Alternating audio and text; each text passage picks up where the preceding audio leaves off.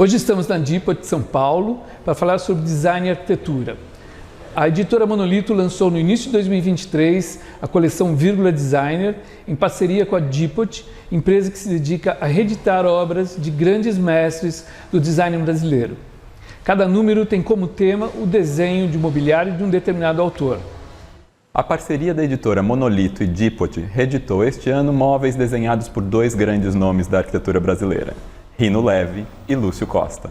A descoberta do mobiliário desenhado por eles e o design brasileiro são os temas do Betoneira de hoje.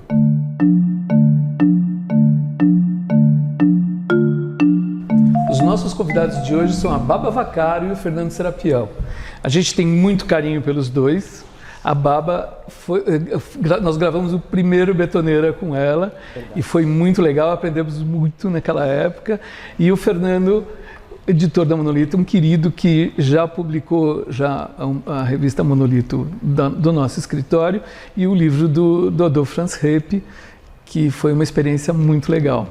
Então vocês são especialmente queridos aqui com a gente. Bom, a Baba é formada em design pela FAAP, com muitos prêmios no currículo, e diretora de criação da Dipot. Pesquisadora, palestrante, apresentadora do programa Navega, fantástico, da Rádio Eldorado. Todo mundo ouve e a gente se segue bastante. E roteirista do programa De Casa em Casa, série de 6 episódios no canal GNT.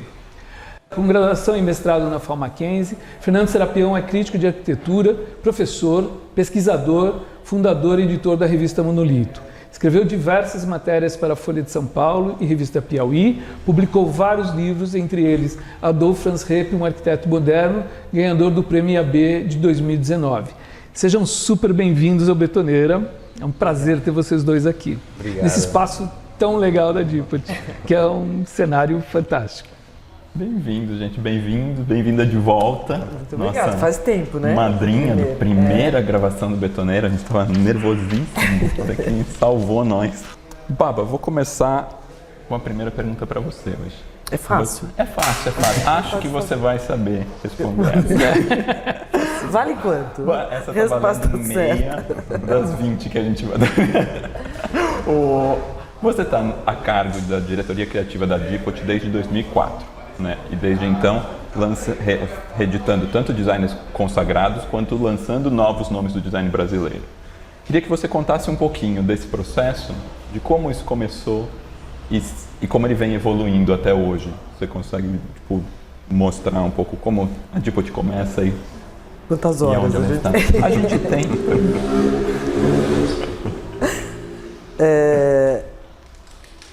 É um longo caminho, são 20 anos, né? É difícil resumir. Eu falei 2004 e falei assim... Uau, é muito tempo. É difícil resumir, mas é interessante perceber a evolução. Eu acho que principalmente o que talvez seja mais importante é perceber a evolução do mercado.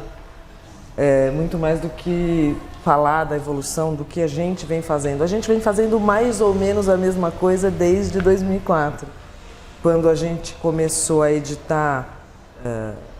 com exclusividade, alguns grandes nomes, né? Na época a gente lançou Geraldo de Barros, a gente lançou John Graz, a gente lançou aí tanta gente, uma porção de gente, Fulvio Nani, tentando cobrir uma grande extensão de tempo do design brasileiro de móveis e tirar eles dos museus e trazer para a vida das pessoas novamente, ou seja, trazer produtos que fossem relevantes na contemporaneidade, não peças de museu, né?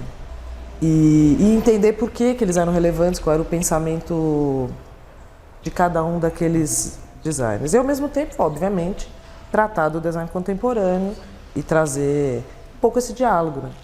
Então a gente vem fazendo isso desde 2004.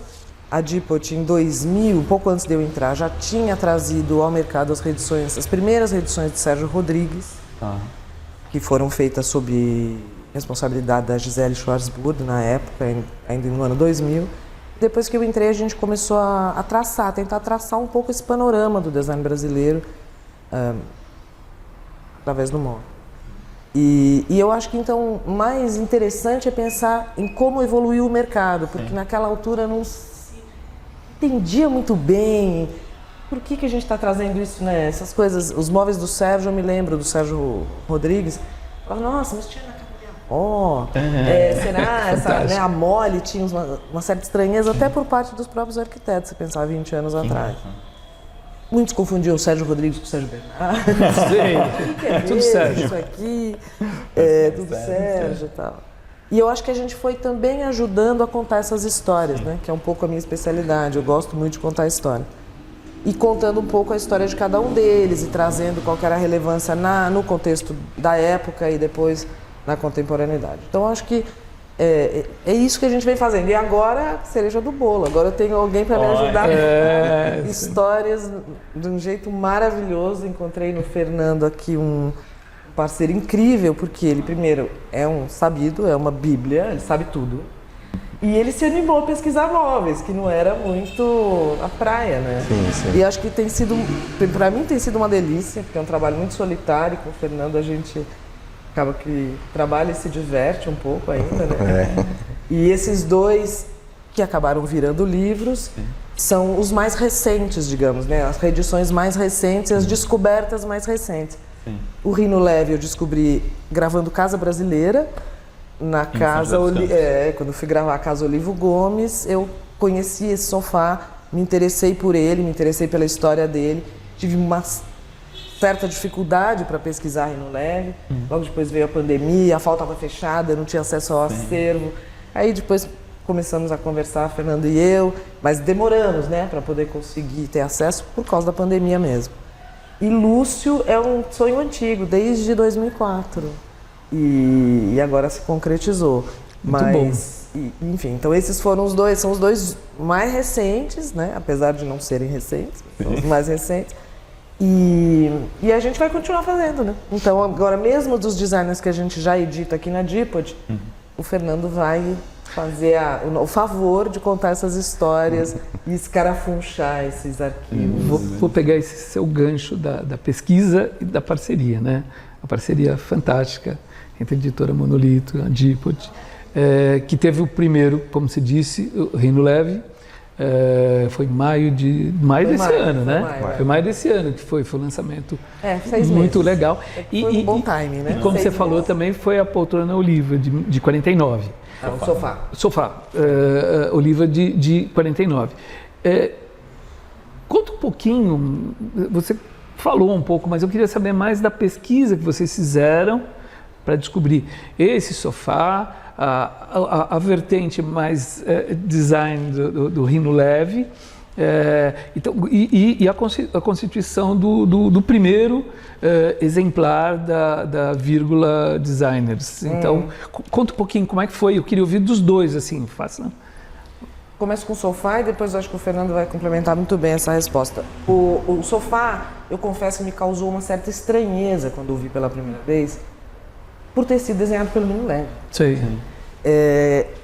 Principalmente porque o acesso ao material que há publicado e tal, nunca tratou desse assunto. Então eu me senti muito insegura com aquele material na mão, sem saber exatamente aonde que eu ia encontrar o fio dessa meada. O que mais ele desenhou? Quais coisas ele desenhou? Sim. Quando que ele tratou dos interiores? Eu sabia alguma coisa, mas não sabia tudo. E, na verdade, sabia alguma coisa e eu acho que sabia pouco, né? Fernando começou a escarafunchar esse passado comigo e depois é incrível quando você encontra aí o material e começa a ver os desenhos para mim foi um choque, assim, tipo, ver... Tutankhamon, né? Não, ver, assim, aquele Rino Leve que eu tinha na cabeça, em cima de tudo aquilo que eu tinha lido, não era um Rino Leve que desenhava a posição exata de um sofá na frente de uma exata parede, com uma exata altura, onde vai um quadro atrás. Então isso para mim foi um Rino Leve desconhecido, assim, uma grande surpresa. Eu acho que até para o Fernando, nunca tinha parado para olhar isso, né, com tanta atenção. Claro que quando você entra numa casa e você vê o nível de detalhe que aquele arquiteto dá aos interiores, a mobília fixa e tudo isso, né, a iluminação e tal, você já entende como é que aquela pessoa pensa, né? Mas aí tratar isso com o Fernando te dá uma segurança, né? Eu sou designer, eu não sou arquiteto. Então aí o Fernando pode contar um pouquinho mais como que ele embasou toda essa toda esse pensamento mesmo do design em cima do Rino Leve Arquiteto, que é aquele que a gente conhece. O Rino desenhou muitos cinemas de São Paulo, fantásticos, né? Eu não sei se ele chegou até o ponto da poltrona na Não, chegou, tanto chegou que no Cultura Artística, quer dizer, a peça de design mais famosa dele é a poltrona do Cultura Artística. É né? No fundo, ele... Que talvez seja a única que estava publicada, que né? estava publicada. Porque no fundo, isso que a Baba falou, acho que é interessante. Talvez a minha aproximação com o tema do design especificamente veio da edição da Monolito sobre design contemporâneo. Então, no fundo, naquele momento...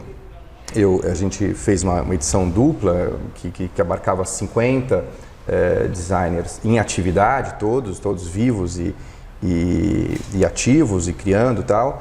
E foi durante a pandemia, né? E o que era para ser uma edição simples acabou sendo dupla porque a gente não tinha como lançar, então acabou que a edição ficou mais pesquisada, vamos chamar assim, do que deveria ser no início, o plano inicial. Então, no fundo, aquela edição tem... Eu tracei o perfil, às vezes maior, às vezes menor, mas eu falei com todos os 50, quer dizer, no fundo foi super bacana isso. E no texto inicial da publicação, eu fazia a ponte entre o moderno e o contemporâneo, tentava entender, quer dizer, o que eu chamava de ato no meio que aconteceu, né? Por que o design desaparece aí nos anos 60 e 70, um pouco da cena brasileira, e depois retoma nos anos 80, e essa produção dos anos 80 em diante, né, que é aquilo que a gente estava abordando, na verdade, na edição. E aí eu me dei conta de um ponto super interessante, né, que é essa nuvem entre o design e a arquitetura, onde não há pesquisa. Sim. Né, porque, não que não há pesquisa, existem os pesquisadores de design. São quase coisas estanques, né? E existem os pesquisadores de arquitetura. Quer dizer, no fundo, essa conexão, ela não existe. Então, os pesquisadores de design se debruçam sobre design moderno, por exemplo, começam a descobrir, lógico, todos esses autores que a gente conhece, alguns arquitetos, e muitos arquitetos, aliás, que fizeram projetos de imóveis, etc. e tal, que são muito conhecidos, etc. e tal. Mas eles fazem a conexão com a arquitetura, mas assim não entram. E aí você tem o outro lado, que é o pesquisador de arquitetura, que sabe que o arquiteto fez alguns móveis, o arquiteto que ele está pesquisando, mas isso não faz parte do universo da pesquisa. Acaba preterindo um pouco isso. Isso acaba entrando, um parágrafo, mas não vira nem sequer um capítulo. Né? Então, isso é muito interessante, porque, por exemplo, entrando na questão, por exemplo, do Rino Leve, os maiores, ou todos os pesquisadores do Rino Leve, sabiam que ele tinha feito um ou outro móvel, mas citava isso muito como uma particularidade, uma coisa curiosa, tal, mas assim, não se debruçava sobre esse tema. Né? Inclusive, por muito tempo, ou até agora, uma poltrona que ele usava muito de uma designer super conhecida da Escandinava era tida como talvez sendo dele, entendeu? O projeto dele. Então existia uma certa confusão, entendeu? Tinha uma nuvem. Uma nuvem. E na verdade, a pesquisa, né, o que a gente, parte do nosso insumo de pesquisa estava na FAO. Ou seja, à disposição de qualquer pesquisador. Né? Assim, não é que a gente encontrou quer dizer, a pista original, que foi da Baba, né? Talvez o clique, né, de ter visto o móvel do Rino Leve, tinha o desenho, tal. Ela me mostrou na época, eu falei, nunca vi isso, tal. Aí depois a gente começou a perceber que as fotos antigas, esse sofá aparecia. E ele aparecia em vários projetos. Teve recentemente, o IAB de São Paulo está comemorando 80 anos, né? A gente fez um episódio com o pessoal do IAB que estão tentando montar ali na sede, que um dos arquitetos da sede é o próprio Rino Leve. Exatamente esse sofá. E é o sofá olivo que está lá. Sim. Só que essa foto a gente nunca tinha visto. Essa foto não tinha sido publicada em lugar nenhum dele, mas assim, ali a foto clássica que aparece é essa poltrona que eu estou dizendo que foi atribuída a ele. Né? Então, no IAB. No IAB. Então, no fundo... E nos outros projetos, como você estava dizendo, aparecem versões anteriores desse sofá. Ou seja, ele começou a desenhar esse sofá nos anos 30. Ele já estava evoluindo. Ele fez vários, ele sempre tinha o mesmo partido, o encosto é sempre solto, tem sempre a fresta, mas ele era primeiro de madeira, uma coisa até mais decô, assim, né? Mais parecia John Graz, assim. Sim. E daí ele vai evoluindo esse sofá, vai evoluindo. Aí quando ele chega na Casa Olivo Gomes, onde ele tinha acesso, possivelmente é isso, né, ao Parque Industrial da Tecelagem Paraíba, aí ele transforma aquilo e ganha leveza com o metal que ele nunca tinha feito. Aí ele repete esse sofá em mais 2 lugares que a gente conseguiu ver nas fotos e foram posteriores a essa casa. Então, aí é muito legal você ver, porque você percebe a evolução do traço daquele produto. Então, aquele é um statement do arquiteto. Esse é o meu sofá. Sim. E isso é muito legal. E acho que o bacana disso tudo é isso, porque no fundo, lógico, o sofá torna-se um produto da Dipot, mas a nossa parceria acho que facilita bastante a questão dessa pesquisa, porque primeiro a Baba ganhou um interlocutor, né?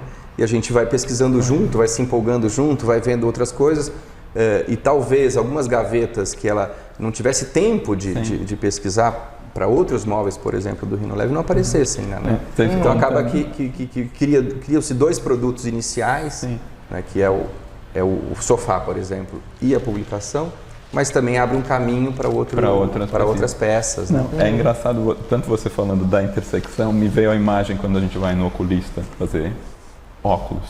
Sim. E ele põe uma lente e você não enxerga. Ele põe outra em cima e você enxerga. Talvez o sofá estava lá, tinha só a lente do designer ou só a lente do arquiteto. Não ia. Quando pôs o arquiteto e o designer, falou, aqui.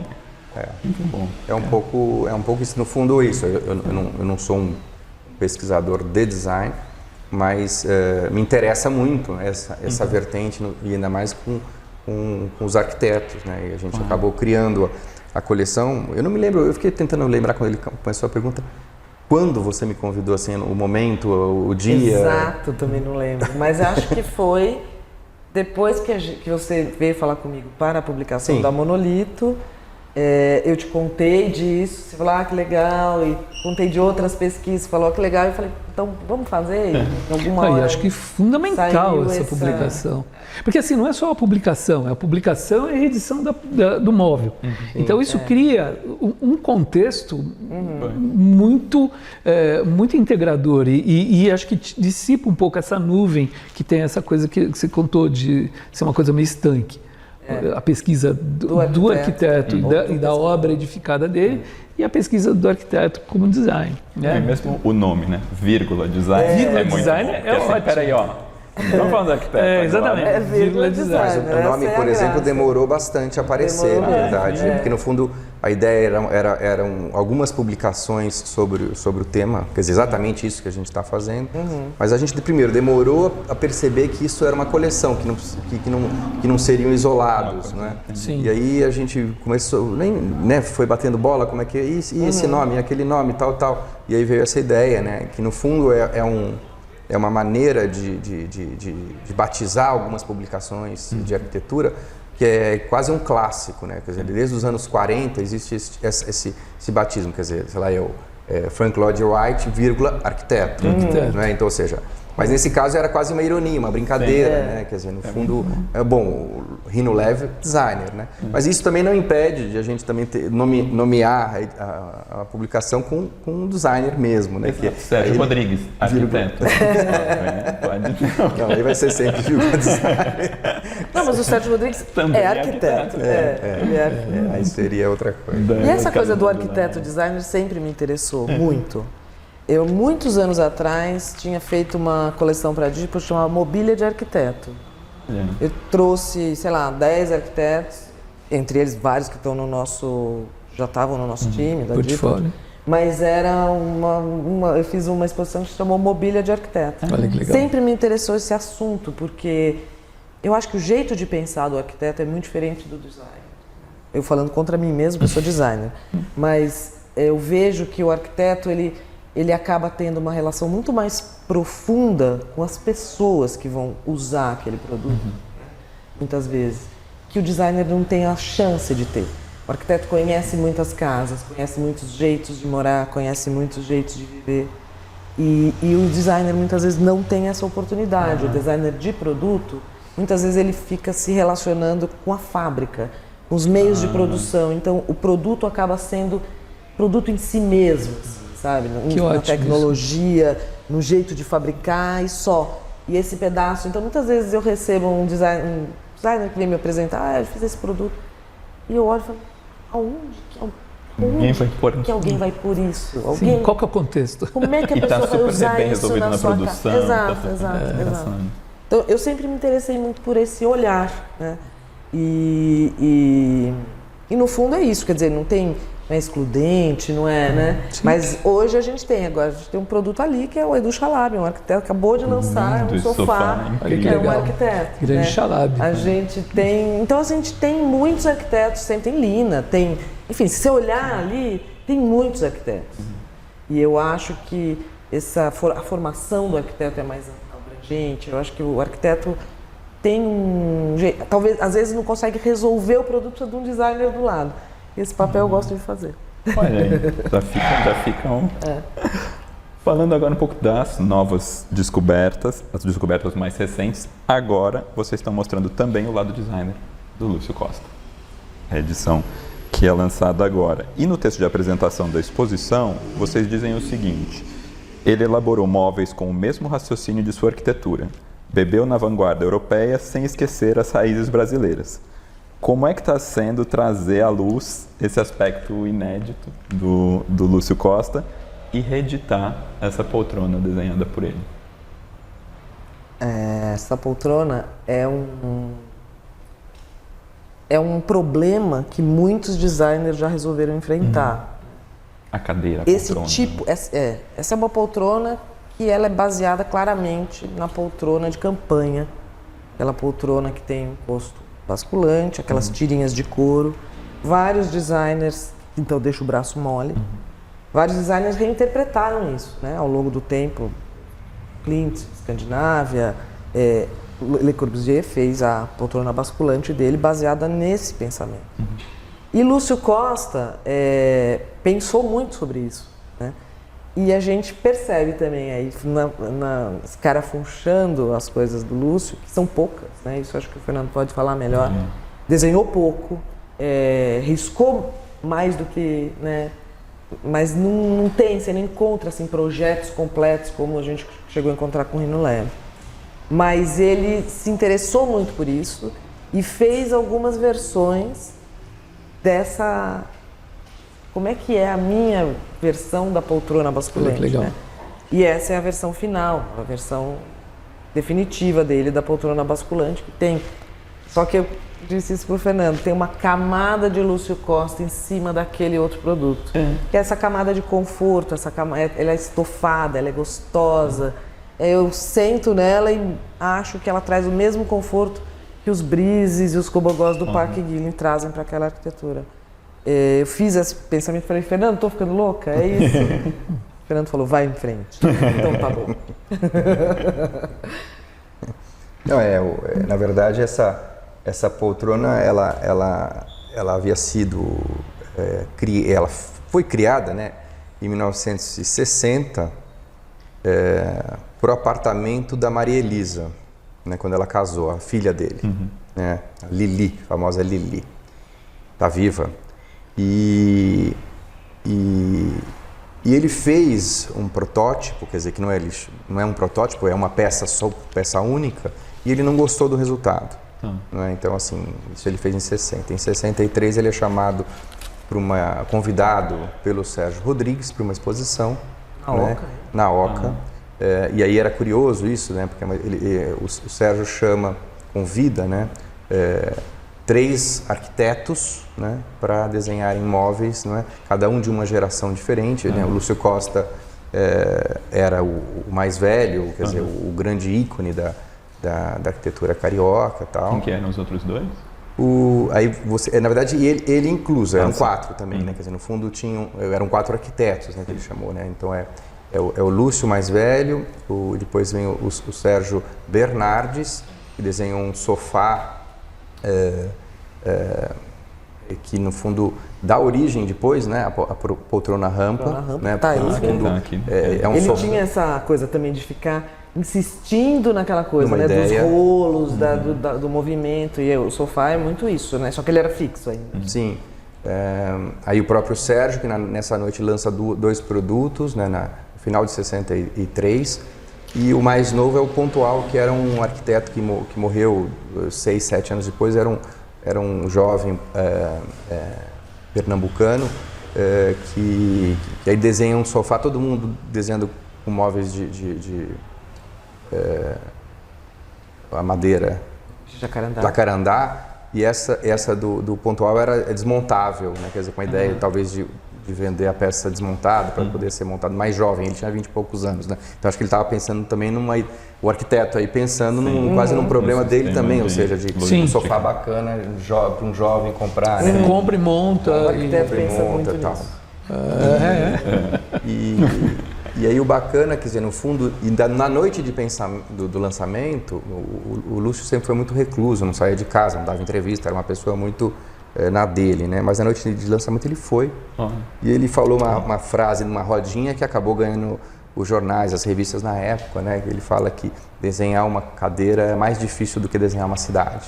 Né? Quer dizer, isso dito na boca dele, que tinha desenhado o Brasil há alguns anos ali atrás. Ou seja, Brasília está aqui, mas a poltrona é mais difícil.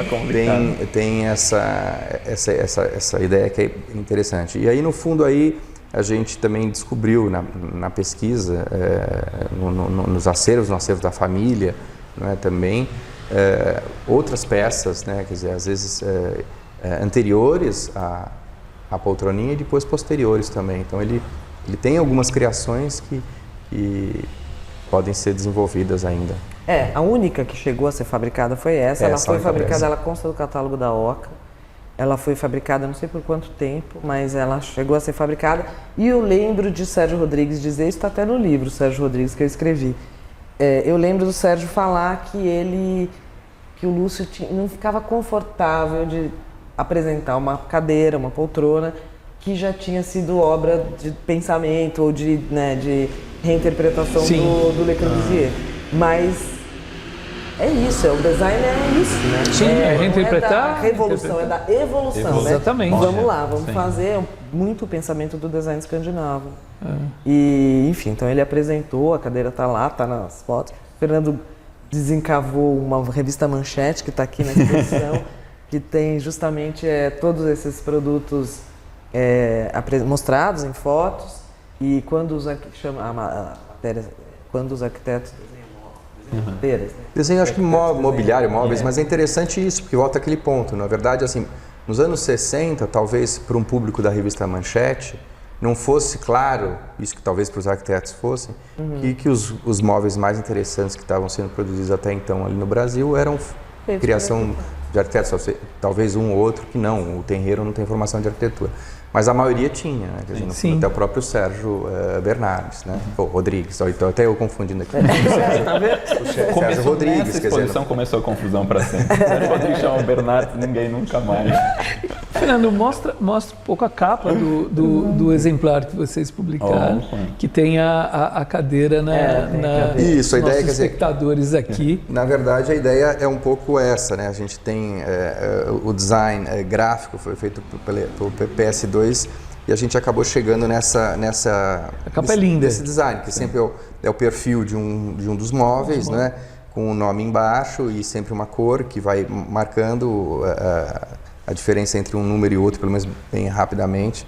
Né? Mostra você agora. E dentro tem um perfil. A melhor parte é realmente o perfil, né? O que o Fernando escreve. O Fernando tem um texto delicioso de ler. Não é, nesse caso, né, especificamente, mas é sempre. Você não precisa ser arquiteto para entender o que ele está escrevendo. Sim. Você vai se envolvendo e vai ouvindo, lendo aquela história, e aquilo vai fazendo sentido na sua cabeça, mesmo que você nunca tenha ouvido falar daquela pessoa que está sendo retratada, né? Então, eu acho que isso é uma delícia de ler, tem letras grandes, o que é bom para a gente também.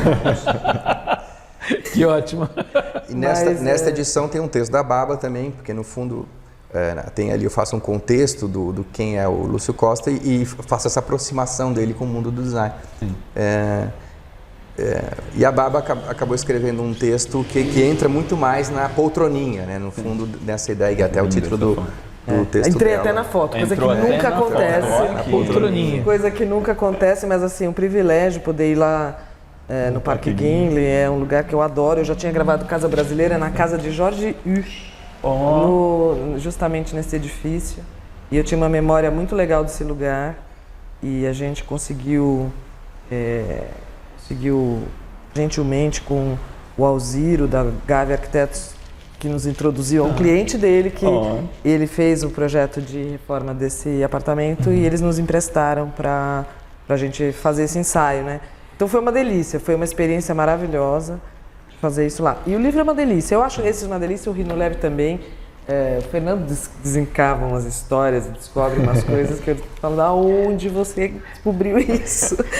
Meu amigo, é muito legal. E no outro número tem uma coisa também interessante, que é um poema do Rino, que, enfim, que ninguém conhecia, nem os pesquisadores, nem a própria família não tinha ideia desse poema.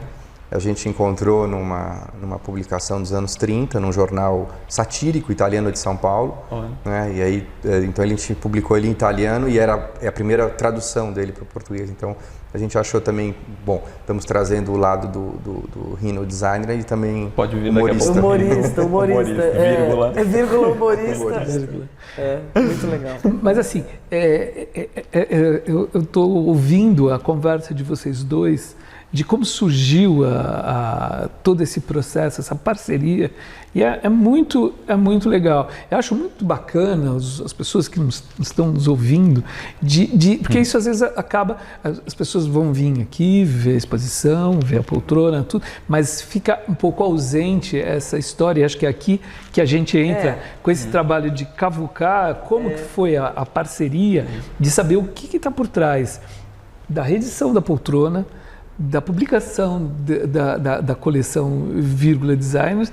Então, eu acho que conhecer toda essa história é fascinante. Tem muito aluno de faculdade, aluno de arquitetura e de design que ouve a gente. E é muito interessante ouvir, saber disso, né? Que essa junção que vocês da designer, do Serapião, que publica, de fazer um produto tão completo assim. Eu acho... E aí tem a exposição também, que é um pedaço muito importante do jeito de mostrar, né? Sim. Essa exposição, eu acho que é muito linda, à noite fica mais legal ainda, esse espaço, né? De novo, é um espaço arquitetônico, não foi pensado justamente para isso, mas a Michele Jean de Castro, que bolou essa expografia, é muito craque, assim, também. Muito legal a exposição. Né, de ter essa sacada de como isso reflete nos espelhos e como é que isso, essas caixas de luz trazem matéria e trazem também o design, também os desenhos de um jeito muito legal. Então já é a segunda com a mesma base, né, de tipografia, que foi feita pela Michele e pelo Carlos Fortes, Lighting Design. Então é um time muito legal. As fotos são sempre de acervo, originais. O do Léo, né? Tem fotos do Léo Finotti. Então a gente também procura, quer dizer, um pouco do que está aqui nem sempre é igual, mas é um pouco esse universo da nossa pesquisa que está representado aqui. Sempre tem a mesa de originais, em geral também do acervo do nosso amigo aqui. E é muito, muito legal. Mas a parte mais gostosa é justamente essa do processo, eu acho. Porque, no fundo, a gente vai trocando informações e vai se empolgando, vai descobrindo. Então, essa é a parte mais interessante. Quer dizer, lógico, no final, isso tudo vira produto. Mas a gente se diverte muito fazendo.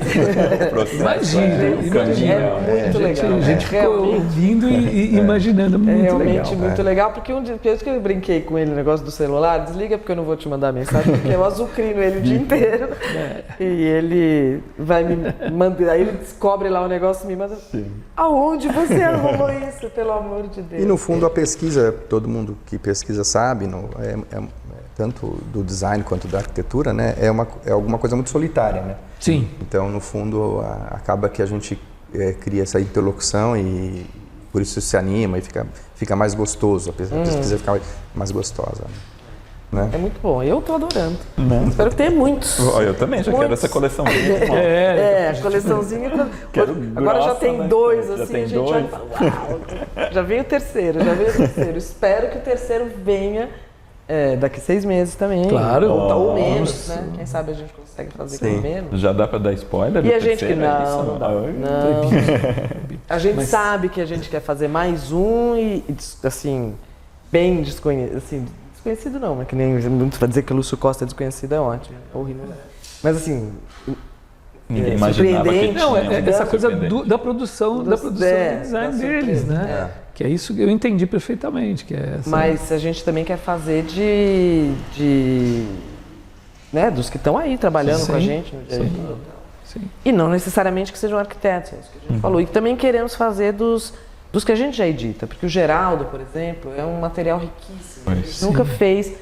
Tem excelentes publicações, né, que a Fabiana de Barros fez ao longo do tempo, mas a gente acho que vai ser legal fazer um perfil do Geraldo, mesmo do John Grass, que a gente edita há tantos anos, já há 20 anos.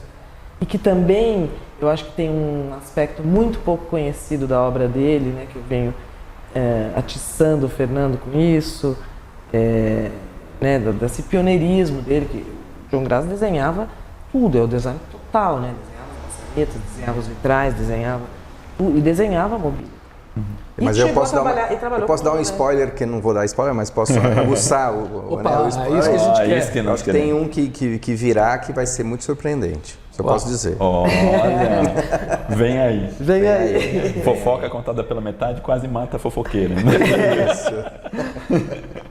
Ou não, né? Ou não. Tá bom. Mas a gente espera poder fazer e eu acho que isso realmente é uma contribuição, né? Sim. Me coloco na pele de um jovem designer hoje, ou arquiteto, com esse material, esse material que a gente não tinha, Exatamente, né? isso é fundamental. Não tinha quando Parabéns tinha um para material vocês. muito escasso, né? Quando a gente era jovem. E eu acho que isso aqui é tipo um presente. Completamente. Ia perguntar um pouco, agora falando de Lúcio Costa, arquiteto. Lúcio Costa é uma chave na arquitetura moderna brasileira. E como vocês mesmos colocaram no texto, ele foi um mentor de uma reforma do ensino, articulador de um dos principais edifícios do movimento moderno, né? O Ministério da Educação e Saúde, no Rio de Janeiro, 1945, Palácio Capanema, onde participaram Afonso Eduardo Reide, Carlos Leão, Jorge Moreira, Hernani Vasconcelos e até um tal de Niemeyer. Um tal. E autor de textos fundamentais também. Para além dos limites da profissão de arquiteto, ele foi um pensador do Brasil. E na visão de vocês, queria que vocês falassem um pouquinho por que é importante retomar algumas ideias do Lúcio Costa nesse momento. Olha, eu acho assim, o Lúcio, né, ele é quase, eu brinco, né, que ele é um arquiteto bissexto, né, quer dizer, no fundo é um arquiteto que produz pouca arquitetura, né, no fundo ele, depois de 45, 47, né, ele torna-se um funcionário público e produz eventualmente, né, algumas obras e quase sempre obras-primas. É um pouco parecido com a Lina, né, quer dizer, tem poucas obras, mas são obras quase que fundamentais um pouco para entendimento, né, da arquitetura e que acabam influenciando muita gente. E ele tem essa chave, né, que no fundo ele acaba conectando, né, a arquitetura tradicional brasileira, luso-brasileira, né, uma arquitetura que vai beber ali daquela passagem, né, do que aconteceu de Portugal para o Brasil, né, ou seja, a treliça, a muxarabi, né, as cores, né, o branco, o azul, o vermelho, né, e ele vai acabar juntando tudo isso com a arquitetura contemporânea europeia daquele momento, né, que principalmente via Le Corbusier, e vai aí misturar coisas como, né, o muxarabi com o brise, né? Então ele vai fazendo essas colagens, né, que dão uma base, né, quer dizer, para um pensamento arquitetônico moderno brasileiro, né? Então isso, no fundo, de lá para cá, né, lógico, hoje em dia tem gente que pensa que o Lúcio não é tão fundamental, que não é por aí, né, porque se colocam outras questões novas, mas é uma maneira de pensar o Brasil que ainda é uma chave, né, quer dizer, no fundo é uma maneira de a gente entender o Brasil a partir de Lúcio Costa. Então ele dá uma contribuição realmente fundamental, né? Quase como o intelectual, né, brasileiro que pensou, né, o meio construído, a cidade e tal, e chega ao móvel, né? Isso é bastante interessante. Eu acho que tem o livro que eu adoro, né, que é o Registro de uma Vivência, que são os textos dele, né? É um livro muito grande, Catatalzão, que ficou esgotado, né? Foi produzida uma edição e depois, agora, recentemente, que foi produzida de novo. O Sesc reeditou esse livro. E eu acho que, assim, se a gente puder dizer uma coisa, falando dos alunos, dos jovens, leiam. Sim. Porque é uma maravilha. Os textos são maravilhosos, são gostosos de ler e te fazem entender um monte de coisas, né? Não só pra gente que está nessa pesquisa ou querendo entender, mas para entender justamente isso, né? Como que uma viagem abre os seus olhos, como que ver através dos olhos de Lúcio Costa. Então, como que Lúcio Costa viu Diamantina? Como que Lúcio Costa viu a Europa? Porque ali tem as cartas, então, esses registros dessas vivências. Então, eu acho muito instrutivo, assim, muito educativo. E é um livro que está hoje disponível com facilidade e eu realmente recomendo a leitura. Você entender... Sim, para compreender um pouco o Brasil que era e o que ele imaginou como um Brasil futuro, né? E ele tinha muito claro essa chave entre passado e futuro. Como é que a gente liga isso, né? Sim. Eu acho que ele pensou isso o tempo todo, até aqui, na poltrona. Mas é muito interessante ver através dos olhos dele. E aí você entender qual que é a importância realmente da vivência, sabe? Muito bom. Tudo, né? Especialmente para o arquiteto. E ele era muito inteligente, né? Então, assim, esse livro, ele que bolou, né, o registro de uma vivência, né? Então, assim, é um livro que parece que não tem começo, meio e fim, né? E meio... primeiro que é difícil você sentar e ler, porque não tem uma lógica, né? Então, e ele parece que embaralha tudo meio de propósito, né? E para justamente tornar a leitura contínua, né? Que você pode abrir em qualquer página, ler e dormir, pronto, o dia seguinte você abre um outro. É realmente um livro muito especial.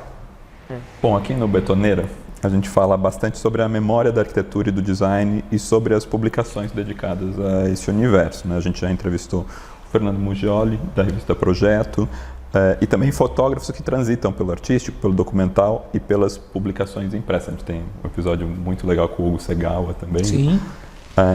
Daí uma pergunta para o Fernando. Quais que são os desafios atuais de manutenção da editora Monolito nas publicações impressas? Como é que isso se propõe ser feito? Pensando, né, um pouco no que a gente vê, os desafios do impresso hoje em dia também.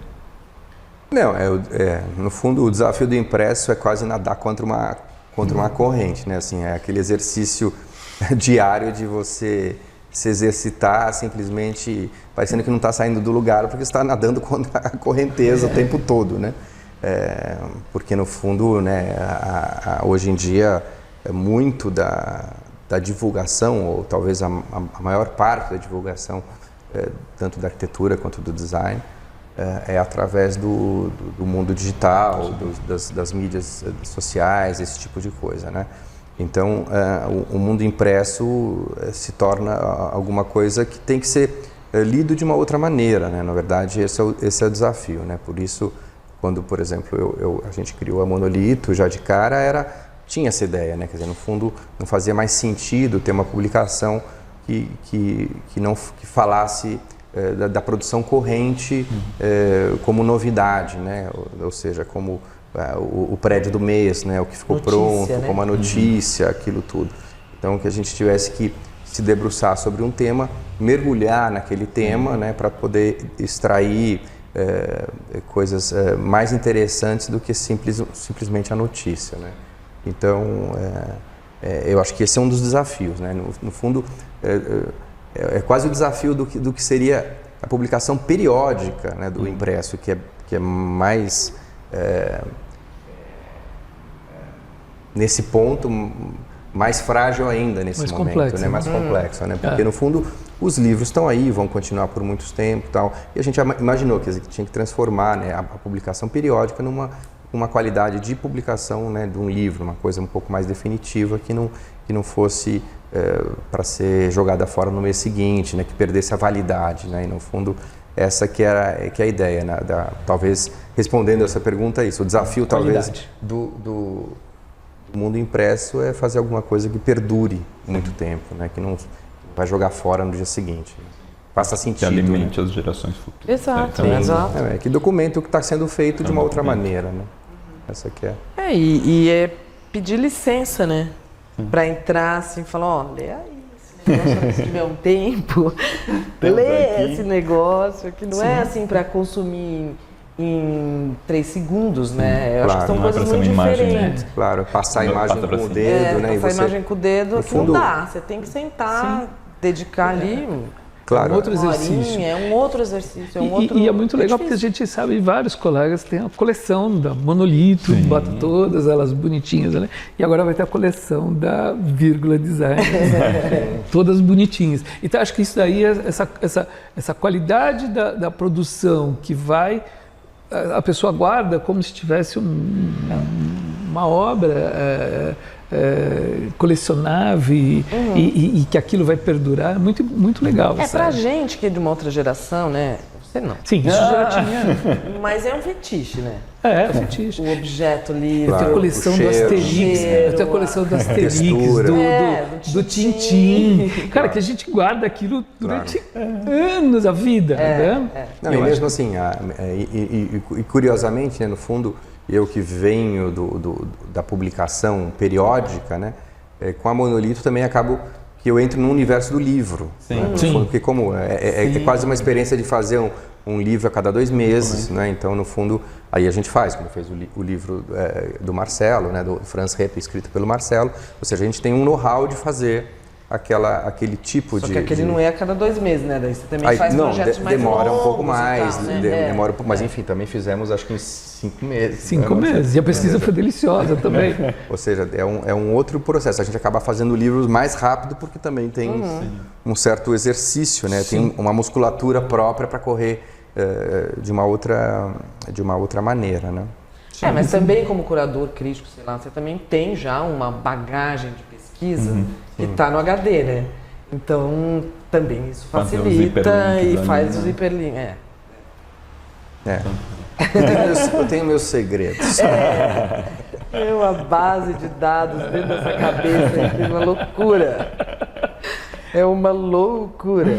Mas é isso, eu acho que também tem isso. A publicação vocês veem que eu tô aqui, tô passando a mão. Tá, você tá passando ali. Eu adoro. A cria aí. Isso, é o cheiro.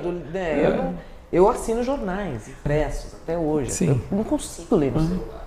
Mas tem um lance da publicação também. Até recentemente em casa foi um amigo, o José dos Guimarães, até que é paisagista e também super adora mobiliário, pesquisa mobiliário. Ele tem o perfil Modern Rio do Instagram, que fala sobre arquitetura também. E ele parou nas estantes de casa e ficou assim.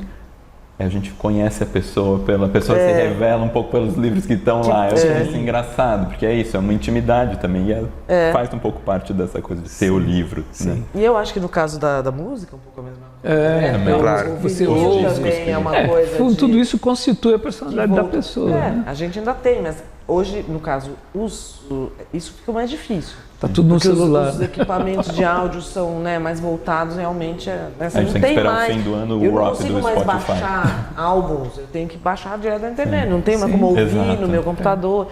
Complicou um pouco a vida. Mas também o fetiche do próprio áudio do LP, do né, LP. dos antigos vinis e tal. É um pouco isso, assim, porque é um outro tempo, é uma outra profundidade de apreciação. Né? E às vezes ele até vai também para uma parte. Teve agora o show do Caetano 50 anos do Transa. O próprio álbum é um objeto de design, exatamente, né? Desdobra e vira. Sim. Mas tem uma outra coisa aqui, voltando à sua pergunta dos desafios, eu acho que talvez, eu fiquei aqui pensando um pouco, também tem o prazer da leitura. Né? Porque acho que é um diferencial. E a Baba que acaba me lembrando isso na resposta dela, né? Porque a mídia social hoje em dia, ela traz muita informação para a gente, muita informação também que a gente aproveita, muito que a gente não aproveita, ou seja, leva nosso tempo embora, né? Mas o prazer da leitura, quer dizer, o prazer de você absorver um conhecimento através de um texto, né? Isso também acho que me motiva, acho que isso é um dos desafios do impresso, principalmente para a arquitetura e para o design. O arquiteto é um ser diferente, ele não lê, ele tem um outro tipo de leitura, ele lê imagens, né? Então esse desafio é bacana. E aí esse é o ponto, eu sempre brinco que quem quiser ler e que, né, tiver esse desafio, né? Porque você hoje tem que dar esse passo, né? Quer dizer, não é fácil, né? A gente acostuma a ter informações de uma maneira mais fácil, então você tem que se propor a dizer, não, eu vou ler. Peraí. Sim. Vou sentar aqui na poltrona do Lúcio Costa, de preferência, né? É uma poltrona Não, mas confortável. exatamente. E eu acho que é um jeito, porque uma coisa é você, tudo bem, você consegue ler, né? Claro, a gente, muito visual, né? Sim. A gente bate o olho, você já meio que entendeu aquilo, né? Mas a hora que você vai juntando as coisas e as informações através de um texto bem escrito, faz muita diferença. Muito bom. Vou fazer uma pergunta para a Baba. Aqui na Dipot, você também se dedica a produzir objetos que nunca saíram da prancheta. Né? Com exemplo aqui, o caso da poltrona rampa do Sérgio Bernardes. Não, ela chegou a sair da prancheta. Não, que não tinham saído, você, pela tua mão, você acabou. A poltrona, a mesa azul do Yotaki. Né? Então, como você acessa esses desenhos, né? Como é que é a tua pesquisa, escolhe as peças e conversas com os designers. Então, eu queria entender um pouquinho esse processo que você tem aqui na eu fiz com o Lúcio, eu muito com ele. Mas conta mais um pouquinho pra gente. Não, eu digo, isso aqui não estava mais aqui, infelizmente, assim como geral, tem vários que não estavam aqui para eu conversar, né? O próprio Sérgio Bernardes. Sim. Mas, na verdade, eu acho que eu tenho a minha cabeça funciona editando as coisas o tempo todo. Tá. Então aqui eu estou, como eu te disse, há 20 anos criando esse repertório de mobiliário, né? A mobília que interessa para casa, para as casas, as pessoas, para a casa brasileira, mas também, ao mesmo tempo, para contar uma história, também, ao mesmo tempo, para ter uma coisa inédita, como a rampa, por exemplo, que eu acho que é uma poltrona que é única. Né? É única, maravilhosa. Então eu faço aqui, eu costuro esse portfólio de produtos com um pouco de cada coisa. Óbvio que parece que é sempre assim, eu tive uma ideia, vou fazer. Não, mas olhando os números, porque aqui é uma empresa, não é uma instituição, né? Então aqui as coisas têm que vender, tem que dar lucro, tem que, né? Então olhando os números, olhando a performance de cada um deles e as várias tipologias, e eu vou construindo, e aí em cima disso eu vou construindo as narrativas, mas elas já vêm nos próprios produtos, né? Elas são intrínsecas, né? Inventando histórias. Mas eu gosto de contá-las. Então, um pouco isso, um pouquinho de cada coisa, né? Então, muitas vezes o arquiteto vem a mim, ou o designer vem a mim com uma ideia, um projeto, e aí eu vou ter que dar um clique, juntar as coisas na minha cabeça. Aquilo tem que fazer sentido dentro da Dipot, tem que fazer sentido comercialmente, industrialmente, tem que funcionar e tem que... Enfim. Então, se isso tudo acontecer, os produtos vão ganhando vida. Né? E a conversa é uma delícia, porque eu sou designer. Então, se você olhar, aqui tem produtos meus. Eu acabo desenhando coisas que fazem falta, às vezes, principalmente sofás, essas coisas que fazem falta. Eu não tenho vontade de ter uma ideia e fazer um produto. Não tenho mais isso. Né? Também nunca tive muito. Meu perfil sempre foi muito mais dessa edição, de resolver as coisas, de solucionar aqui fazer a produção da coisa, né? E solucionar o produto dos outros. Eu me divirto mais. Mas assim, esse ponto de partida de olhar coisas que faltam também é um ponto de partida interessante. Assim, tipo, falta uma linha baixa, ou falta uma mesa de cabeceira, sabe?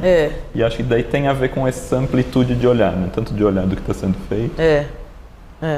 Exatamente. E sempre olhar para frente, né? Porque também não vou fazer o que já está sendo feito. Claro. A gente anda de lado, né? Então acho que a Dipot vem ganhando corpo aí ao longo desses 20 anos muito por causa disso, de trazer coisas que tem, de trazer, e sempre as coisas de muita qualidade e sempre, no caso das reedições, produtos que façam sentido Isso. na contemporânea. Isso é importante. Produtos que poderiam ter sido, essa cadeira poderia ter sido feita ontem. Pois. Os móveis do Geraldo completamente poderiam ter sido atual. desenhados Nossa, ontem. completamente. São né? atemporais. Né? Totalmente. Só que eles, por uma razão ou outra, né, a gente teve aí, como o Fernando disse, dos anos 60, 70 e tal, um declínio muito grande, muito acentuado na produção e no pensamento mesmo. Né? Então, e também foi um momento em que as coisas brasileiras, o jeito de pensar brasileiro, que é muito vinculado à madeira e tal, estava um pouco em declínio, não estavam na moda. Nos anos 70 começaram a aparecer os plásticos, os cromados, colorido, os não sei o quê. E essa geração pop, de designers ficou meio enterrada. Sim. Né? E hoje a gente retoma porque realmente o pensamento é muito adequado, a matéria-prima continua sendo de eleição do design brasileiro, que é a madeira em geral, né? E também a baixa tecnologia da própria marcenaria, né? Os meios artesanais continuam sendo o principal motor do design brasileiro. Então, faz sentido. Faz todo sentido. Tá aqui. Muito bom. Parabéns pelo seu trabalho aqui. A gente está chegando, estamos chegando ao final dessa conversa aqui. Ainda bem, né? Porque maravilhosa, e temos das horas, pessoas temos hora. aqui também O pessoal ouvindo vai chegar daqui a pouco para a abertura da exposição. Mas a gente tem duas perguntas, uma para o Fernando falar sobre falando sobre a Monolito, né? A Monolito tem publicações, não só números monográficos de escritórios de arquitetura, tem a publicação sobre design, que o Fernando já falou, sobre histórias de grandes arquitetos brasileiros.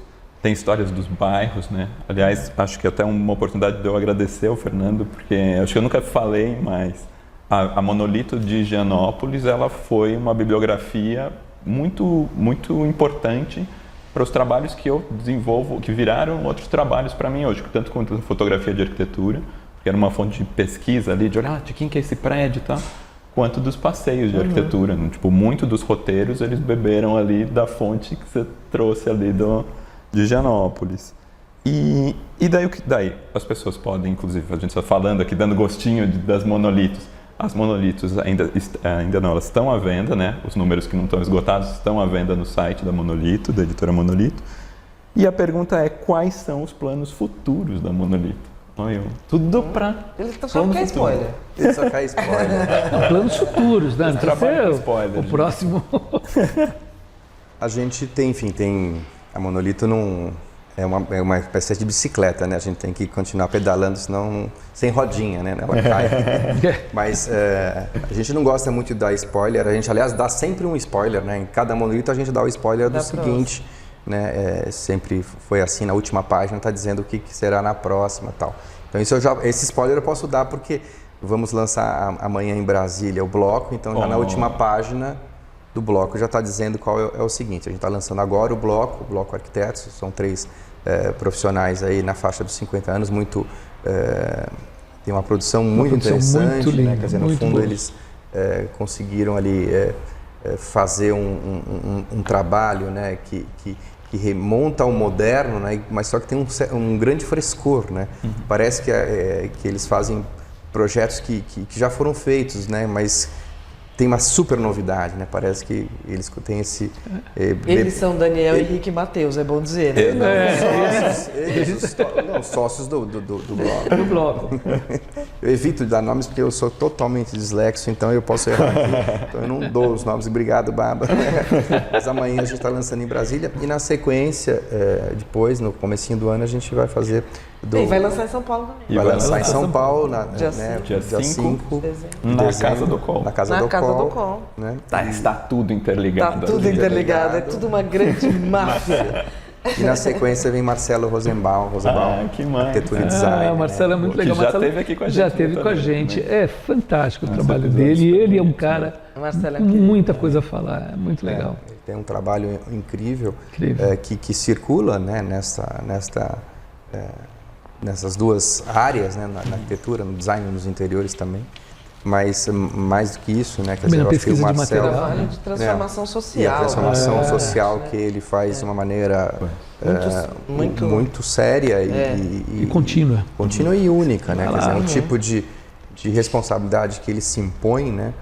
que é muito interessante e, na minha opinião, muito pouco reconhecido, né, pela crítica, né? O trabalho dele, as pessoas acabam não entendendo muito bem quem é o Marcelo. Eu acho que o Marcelo...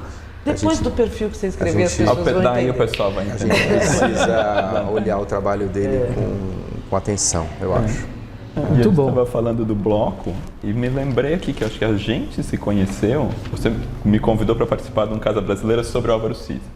E você me desafiou perguntando quem que são arquitetos brasileiros que você acha que tem a ver. Você que me indicou E eu não conheci eles pessoalmente. É verdade. Mas eu tinha visto fotos das obras deles pela Joana França. E falei, Isso aqui mesmo. tem coisa. Falei, Joana França me apresentou o Daniel e o Matheus e posteriormente o Henrique. Depois disso eu me apeguei muito. Você apegou.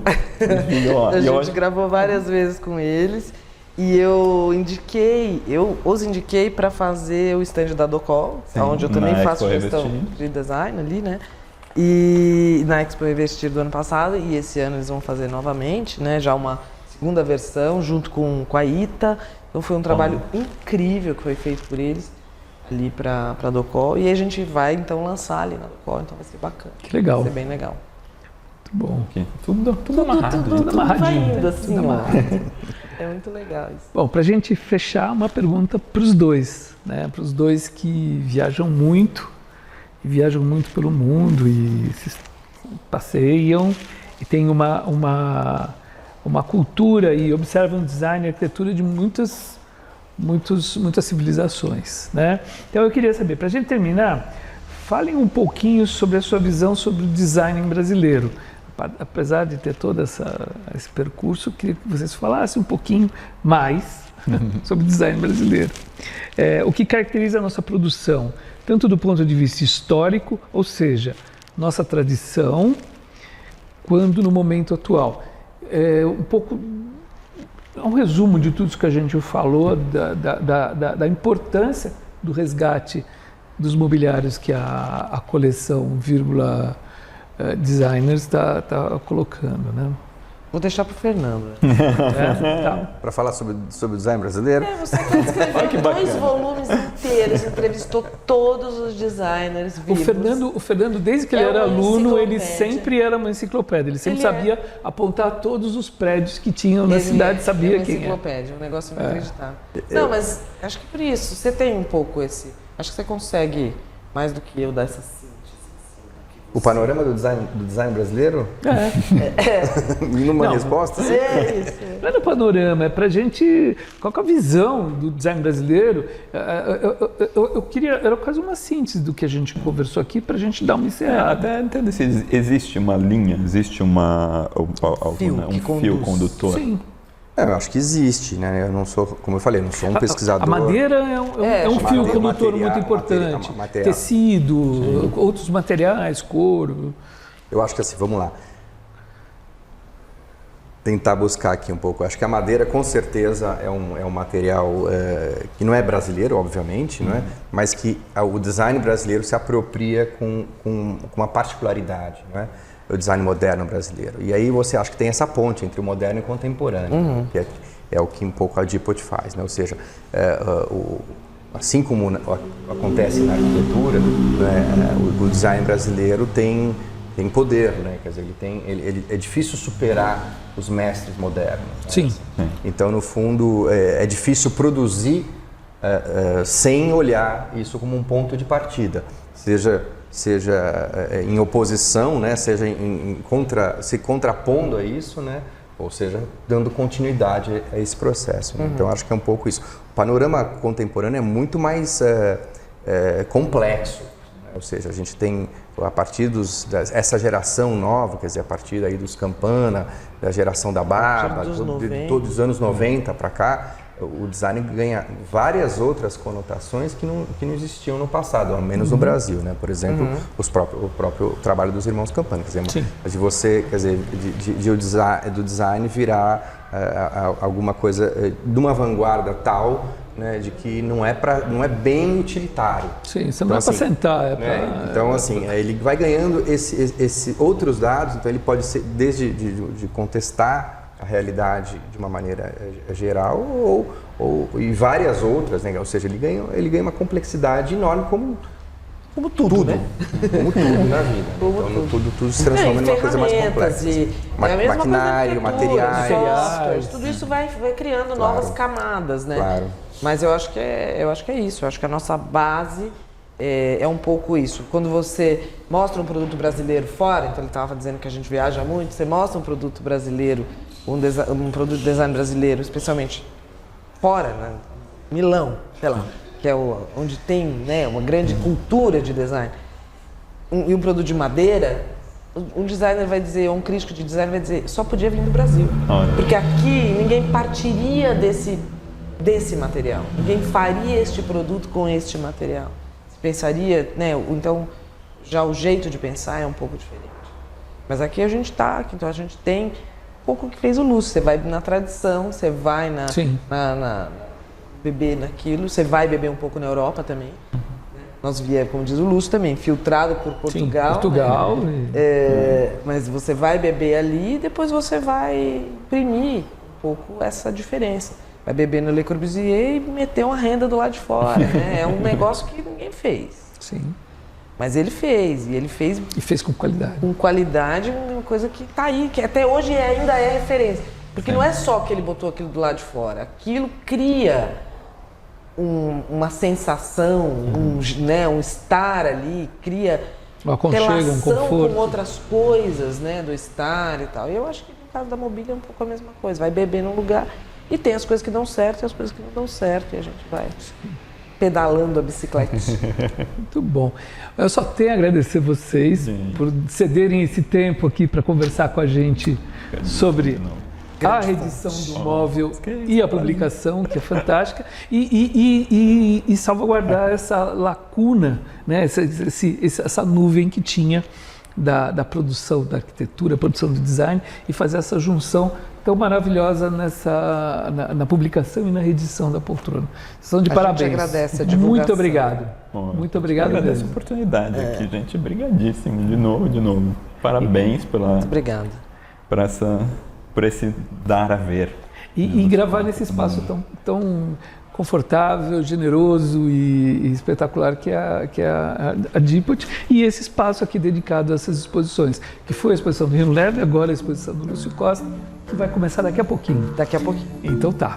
Então é isso. Muito obrigado. Até. Obrigado a vocês. Equipe Betoneira. Apresentação: Marcelo Barbosa e André Scarpa.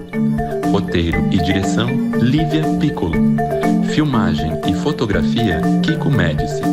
Captação de áudio, edição e finalização: José Barrichello.